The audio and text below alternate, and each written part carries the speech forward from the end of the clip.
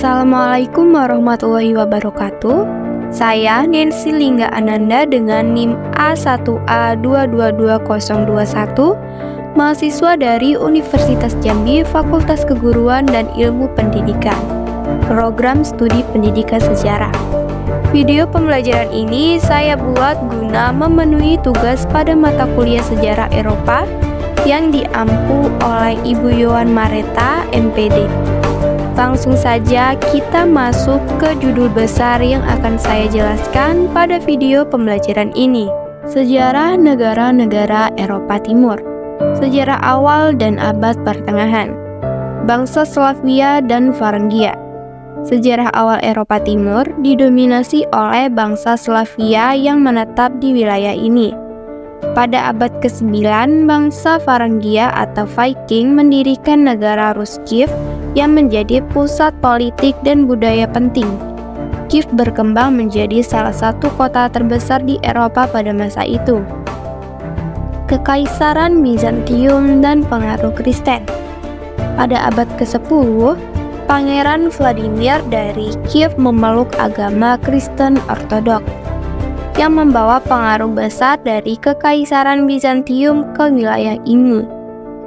Jadi Kristen Ortodoks ini menjadi agama dominan di Rusia dan banyak negara Eropa Timur lainnya. Selanjutnya Kekaisaran dan Kerajaan. Kekaisaran Rusia pada abad ke-16, Ivan IV atau Ivan yang Mengerikan mendirikan Ketsaran Rusia. Pada abad ke-18 di bawah pemerintahan Peter yang Agung, Rusia ini menjadi Kekaisaran Rusia dan mulai memperluas wilayahnya ke Eropa Timur dan Asia Utara. Peter yang Agung ini juga memodernisasi Rusia dengan mengadopsi banyak aspek-aspek budaya dan teknologi barat. Polandia Lituania. Uni Polandia-Lituania adalah salah satu negara terbesar dan paling berpengaruh di Eropa Timur pada abad ke-16 dan ke-17. Uni ini memainkan peran penting dalam bidang politik Eropa dan sering berkonflik dengan Kekaisaran Rusia, Kekaisaran Ottoman, dan Swedia. Masuk ke Perang Dunia dan Revolusi.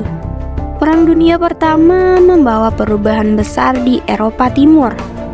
Kekaisaran Austro-Hungaria dan Kekaisaran Rusia ini runtuh, yang mengarah pada pembentukan negara-negara baru seperti Polandia, Cekoslovakia, dan negara-negara Baltik seperti Estonia, Latvia, dan Lituania. Revolusi Rusia terjadi pada tahun 1917. Revolusi Bolshevik menggulingkan Kekaisaran Rusia dan mendirikan Uni Soviet.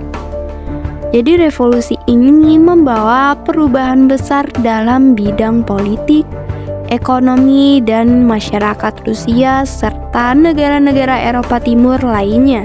Lanjut ke era komunis dan Blok Timur. Blok Timur ini setelah Perang Dunia Kedua banyak negara Eropa Timur yang jatuh di bawah pengaruh Uni Soviet dan menjadi bagian dari Blok Timur. Negara-negara ini termasuk Polandia, Cekoslovakia, Hungaria, Rumania, Bulgaria, dan Jerman Timur. Mereka ini diatur oleh rezim komunis dan mengalami perubahan sosial, ekonomi, dan politik yang sangat signifikan, teman-teman. Kemudian Perang Dingin. Eropa Timur ini menjadi medan pertempuran ideologis antara Blok Barat yang dipimpin oleh Amerika Serikat dan Blok Timur yang dipimpin oleh Uni Soviet. Jadi teman-teman, Perang Dingin ini mempengaruhi politik, ekonomi, dan kehidupan sehari-hari di negara-negara Eropa Timur. Kita lanjut lagi ke pembahasan runtuhnya komunisme dan transisi. Runtuhnya Uni Soviet ini pada akhir tahun 1980-an dan awal tahun 1990-an. Komunisme ini runtuh di Eropa Timur. Peristiwa penting seperti jatuhnya tembok Berlin pada tahun 1989 dan pembubaran Uni Soviet pada tahun 1991 membuka jalan bagi transisi menuju demokrasi dan ekonomi pasar bebas. Transisi ke demokrasi ini banyak negara Eropa Timur beralih ke sistem demokrasi tersebut dan mulai mengintegrasikan diri dengan Eropa Barat. Banyak dari mereka ini bergabung dengan Uni Eropa dan juga NATO, seperti Polandia, Republik Ceko, Hungaria, dan negara-negara Baltik seperti Estonia, Latvia, dan Lituania. Lanjut ke pembahasan Rusia modern. Modernisasi Rusia. Setelah runtuhnya Uni Soviet, Rusia menjadi Federasi Rusia dan mengalami berbagai perubahan politik dan ekonomi. Rusia tetap menjadi kekuatan besar di kawasan ini dan dunia. Di bawah pemerintahan Vladimir Putin, Rusia telah berusaha untuk memperkuat pengaruhnya di Eropa Timur dan global. Konflik dan tantangan modern. Meskipun banyak negara Eropa Timur ini telah membuat kemajuan yang signifikan, kawasan ini masih menghadapi berbagai tantangan termasuk konflik etnis, masalah ekonomi, dan ketegangan politik dengan Rusia. Contoh terbaru adalah aneksasi Crimea oleh Rusia pada tahun 2014 dan konflik yang sedang berlangsung di Ukraina. Selanjutnya saya akan menjelaskan secara rinci mengenai sejarah beberapa negara utama di Eropa Timur. Yang pertama, Rusia. Sejarah Rusia dimulai dengan bangsa Slavia Timur yang mendirikan negara Rus di utara pada tahun 862, diperintah oleh bangsa Varangia. Pada tahun 882, Pangeran Oleg dari Novgorod merebut Kiev, menyatukan tanah di utara dan selatan bangsa Slavia dengan satu pemerintahan. Ras Kiev ini mengadopsi kekristenan dari Kekaisaran Bizantium pada tahun 988, yang memulai perpaduan budaya Bizantium dan Slavia yang menentukan budaya Rusia selama 1000 tahun berikutnya. Setelah invasi Mongol pada abad ke-13, Moskow muncul sebagai pusat politik dan budaya utama.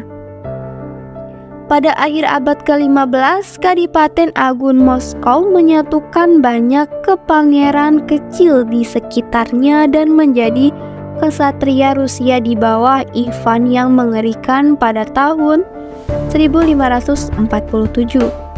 Kekaisaran Rusia ini kemudian berkembang pesat di bawah pemerintahan Tsar Peter yang Agung dan Catherine yang Agung, yang memperkenalkan budaya Eropa Barat ke Rusia. Pada abad ke-20, Rusia ini mengalami yang namanya revolusi besar yang mengakhiri pemerintahan Tsar dan mendirikan Uni Soviet pada tahun 1922. Jadi Uni Soviet ini menjadi salah satu kekuatan besar dunia hingga runtuh pada tahun 1991, yang kemudian diikuti oleh pembentukan Federasi Rusia. Selanjutnya, Polandia memiliki sejarah yang panjang dan penuh gejolak. Pada abad ke-10, Polandia menjadi kerajaan Kristen di bawah Mieszko I. Pada abad ke-16, Polandia dan Lituania membentuk Persemakmuran Polandia-Lituania, salah satu negara terbesar dan paling berpengaruh di Eropa pada saat itu. Namun, pada akhir abad ke-18, Polandia dibagi dan dianeksasi oleh Rusia, Prusia, dan Austria menghilang dari peta Eropa selama lebih dari 1 abad. Polandia ini kemudian kembali muncul sebagai negara merdeka setelah Perang Dunia Pertama pada tahun 1918. Namun selama Perang Dunia Kedua, Polandia ini diduduki oleh Jerman Nazi dan Uni Soviet. Setelah perang, barulah Polandia ini menjadi negara satelit Uni Soviet hingga runtuhnya komunisme pada tahun 1989. Selanjutnya, Hungaria didirikan oleh bangsa Magyar pada akhir abad ke-9. Pada abad ke-16, sebagian besar Hungaria jatuh ke tangan Kekaisaran Ottoman, sementara bagian lainnya berada di bawah kekuasaan Habsburg.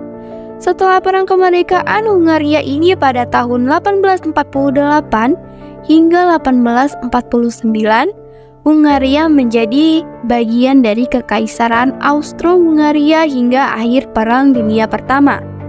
Setelah perang, Hungaria menjadi republik, tetapi kemudian menjadi negara satelit Uni Soviet setelah Perang Dunia Kedua.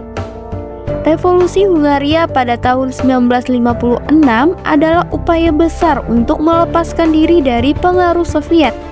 Meskipun pada akhirnya gagal, Hungaria akhirnya menjadi negara demokratis pada tahun 1989.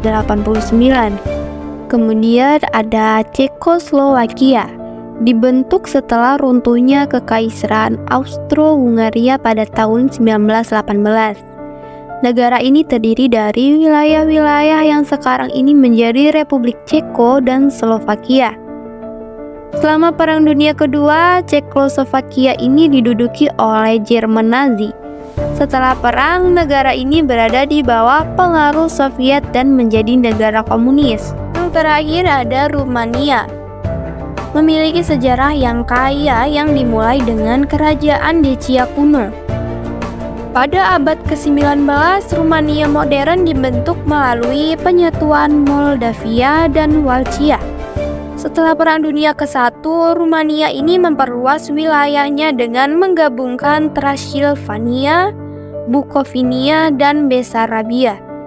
Selama Perang Dunia Kedua, Rumania awalnya bersekutu dengan Jerman Nazi, tetapi kemudian beralih pihak ke sekutu pada tahun 1944.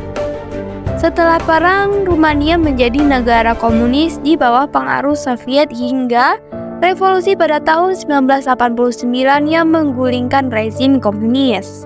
Sekian penjelasan dari saya ucapkan terima kasih.